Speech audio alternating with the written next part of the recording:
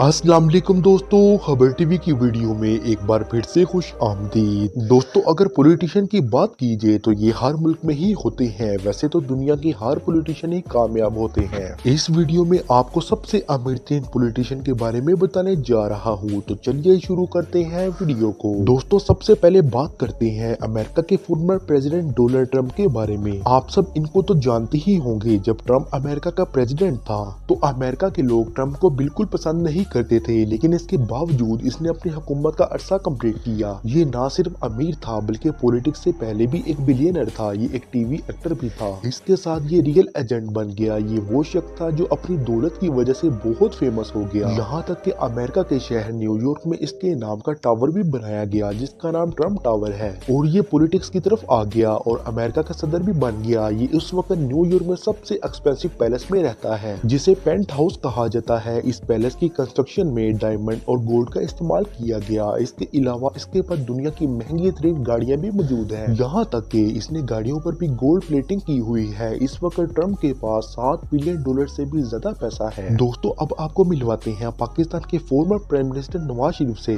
नवाज शरीफ एक ऐसा आदमी है जिसे पाकिस्तान के तमाम लोग जानते हैं। नवाज शरीफ दुनिया का करप्ट तरीन लीडर में से एक माना जाता है। इसने अपना कारोबार 1977 में शुरू किया। तब इसने इत्तेफाक इंडस्ट्रीज को शुरू किया। इस इंडस्ट्रीज में स्टील, शुगर और टेक्सटाइल मिल शामिल है।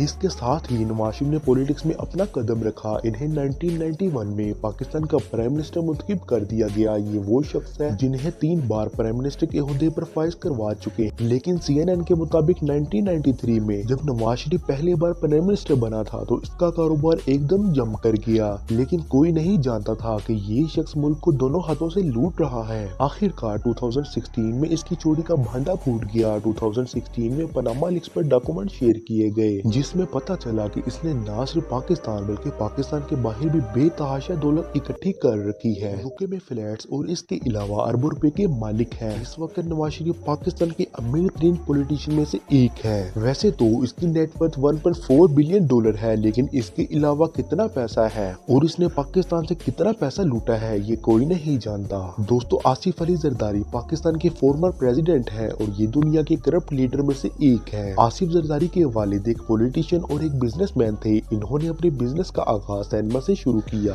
जब पाकिस्तानी फिल्म इंडस्ट्री नई नई तेज हो रही थी तो इन्होंने कराची में सिनेमा खोला था। तो इस तरह इनका कारोबार बढ़ता गया। दोस्तों, आप सब जानते ही होंगे आसिफ जरदारी को मिस्टर 10% भी कहा जाता है। इसका मतलब ये है कि ये कोई भी काम करवाने से पहले 10% रिश्वत लाजमी लेता है। आसिफ जरदारी जिस हाउस में रहता है इसका नाम बिलावल हाउस है। इसकी कीमत 1 अरब से भी ज्यादा है। इसके साथ इसके स्विट्जरलैंड बैंकों में खरबों रुपए मौजूद हैं। इसके सारे बिजनेस सीक्रेट है। इसने कौन कौन से मुल्कों में कितना पैसा रखा है ये बात कोई नहीं जानता। इसकी एसेट की प्राइस $1.8 बिलियन है। ये तो वो है जो इसने जाहिर किए हैं, लेकिन ऑफशोर में कितने पैसे हैं ये कोई भी नहीं जानता।